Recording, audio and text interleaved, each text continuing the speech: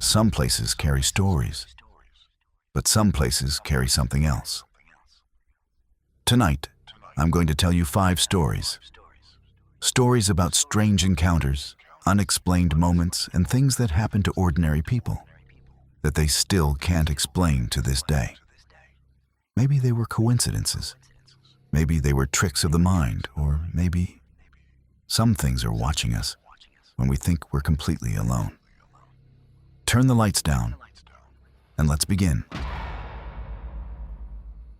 The man outside the window.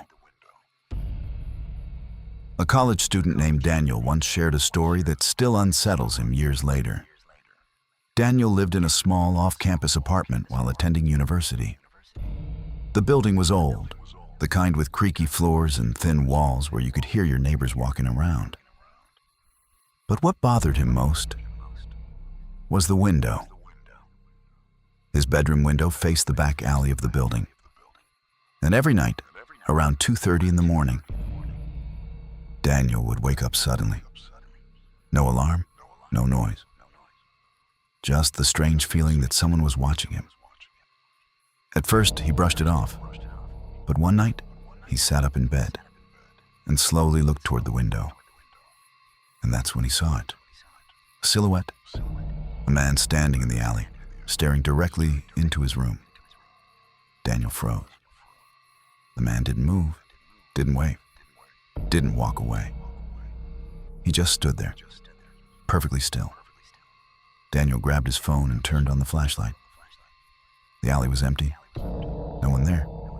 He convinced himself he imagined it.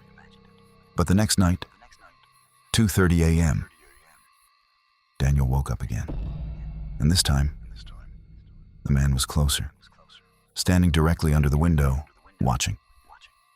Again, Daniel flashed the light. Again, nothing. No one there. After a week of this happening every night, Daniel finally installed a small security camera pointing toward the alley. The next morning, he checked the footage. At 2:29 a.m., Daniel woke up in bed. At 2:30 a.m., Daniel sat up and stared at the window. But the camera showed something Daniel didn't remember doing. He slowly walked toward the window and stood there for 5 full minutes, staring into the alley at absolutely nothing. The highway hitchhiker. A truck driver once told this story on a late-night radio show. He had been driving long-haul routes across Nevada for years. Late one night, somewhere around 3 a.m., he saw someone standing on the side of the highway. A woman, alone, wearing a white dress. Now, most truck drivers will tell you, you never stop for hitchhikers. But something about her looked wrong. She wasn't waving. She wasn't signaling for help. She was just standing there.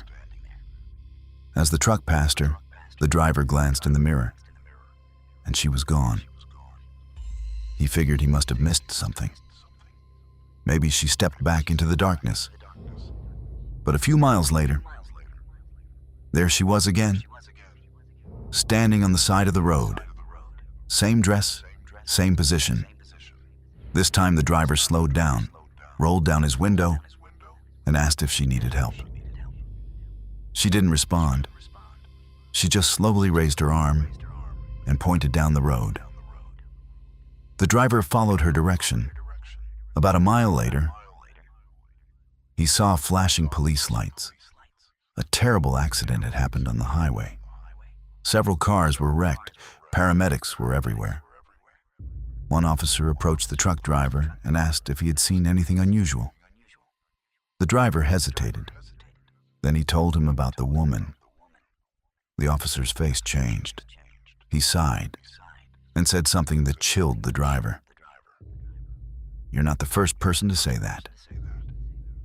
Apparently, for the past 20 years, drivers had reported seeing a woman on that same stretch of road, always around 3 a.m., always wearing a white dress, always pointing toward the place where a fatal accident happened years ago. The voice in the baby monitor. A young couple had just moved into their first home after having their baby daughter.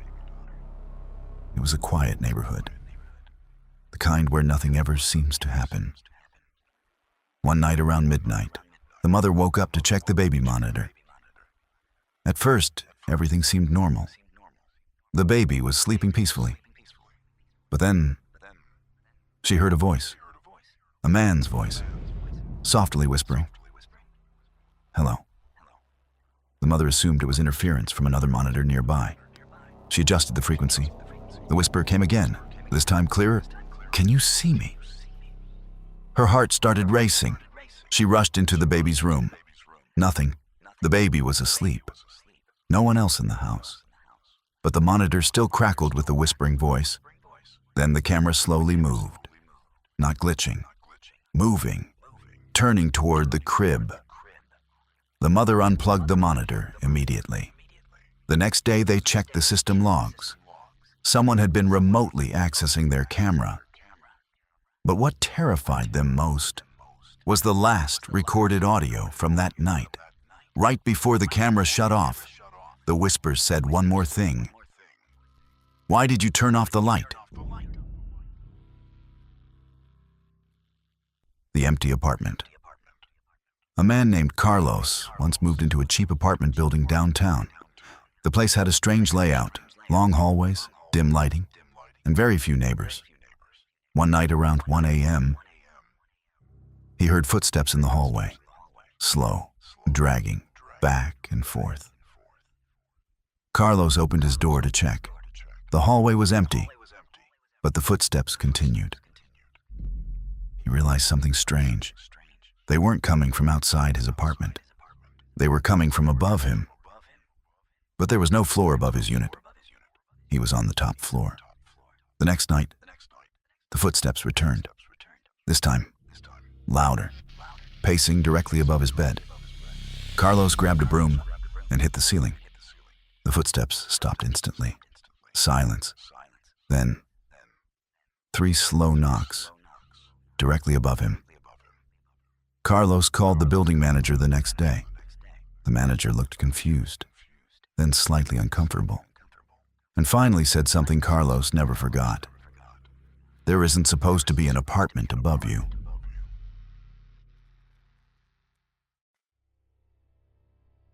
The last phone call. A woman once shared a story online that quickly went viral.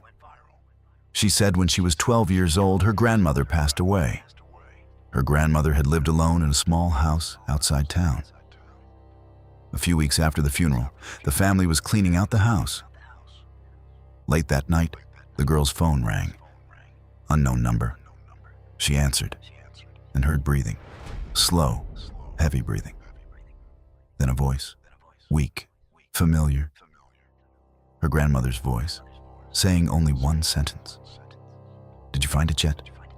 The girl hung up immediately, terrified. The next day, her parents checked the call log. The number that called her was her grandmother's old landline. But the house had been completely disconnected 2 weeks earlier. The phone company confirmed it. The line had no power, no service, no way to make a call. But when the family returned to the house, they noticed something strange. The old phone was sitting on the kitchen table, and next to it was a small wooden box they had never seen before. Inside the box was a collection of old photographs, every single one taken inside the house, while someone in the family was sleeping. Some stories have explanations. Old buildings make noises, technology glitches, memories play tricks on us. But sometimes, there are moments that stay with people for the rest of their lives. Moments where something felt wrong, something unseen, something watching. So tonight, when the lights are off and the room is quiet, listen carefully.